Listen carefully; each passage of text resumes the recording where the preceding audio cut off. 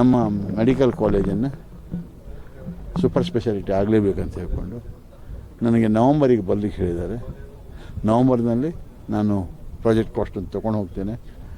ಮಾರ್ಚ್ನಲ್ಲಿ ಅವರು ಮಾಡಿಕೊಡ್ತಾರಂತ 110% ಹೇಳಿದ್ದಾರೆ. ನಮ್ಮದು ಅದು ಆಗದೇ ಇದ್ದರೆ, ಅಪ್ರೂವಲ್ ಕೊಡದಿದ್ದರೆ ನಾನು ನಿಮ್ಮೆಲ್ಲರ ಮುಂದೆ ಹೇಳ್ತೇನೆ, ಐ ವಿಲ್ ಆಲ್ಸೋ ರಿಟೈರ್. ನಾನು ಬಿಟ್ಬಿಡ್ತೇನೆ. ಸರ್ ಪಕ್ಷ ಅಲ್ಲಪ್ಪ, ನಾನು ಮತ್ತು ರಾಜಕೀಯದಲ್ಲಿ ಮುಂದುವರೆದಿಲ್ಲ, ರಾಜೀನಾಮೆ ಕೊಟ್ಟು ಮನೆಗೆ ಇರ್ತೇನೆ. ಇದು ಪಕ್ಕ. 50 ಕೋಟಿ ಕೊಟ್ಟಿದ್ರಲ್ಲ, ಅದರೊಳಗೆ ರಿಕ್ವೆಸ್ಟ್ ಮಾಡಿದೆ ಎಲ್ಲರಿಗೂ. ನಾನು 50 ಕೋಟಿ ಅದೇ ಹಾಸ್ಪಿಟ್ಲಿಗೆ ಹಾಕ್ತೇನೆ, ನೀವು ಎಲ್ಲ 25 ಕೋಟಿ ಕೊಡಿ ಅಂತ ಹೇಳಿದೆ ಬಾಕಿ ನಮ್ಮವರಿಗೆ. ಆವಾಗ ಅವರು ಒಪ್ಕೊಂಡಿಲ್ಲ. ನಮ್ಮ ಮಿನಿಸ್ಟ್ರಿಗೂ ಹೇಳಿದೆ.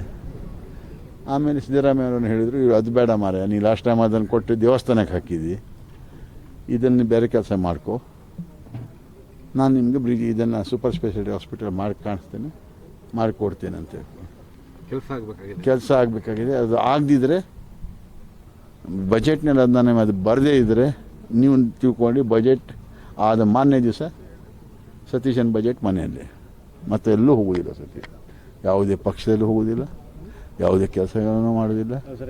ನಾನಂದ್ರೆ ಏನು ತಿಳ್ಕೊತೇನೆ ಅಂತ ಹೇಳಿದ್ರೆ, I am not fit for the people ಅಂತ ಹೇಳ್ಕೊಂತ. ಎಚ್ಚರಿಕೆ ಇಲ್ಲಪ್ಪ, ರಿಕ್ವೆಸ್ಟ್.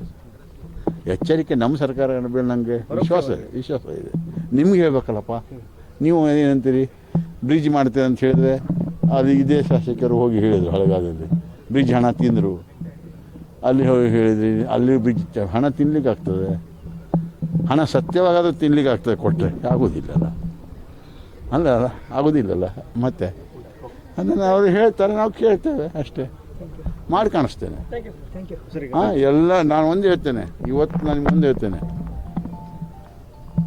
ಸರ್ಕಾರದ ಮೇಲೆ ವಿಶ್ವಾಸ ಇದೆ ನನಗೆ.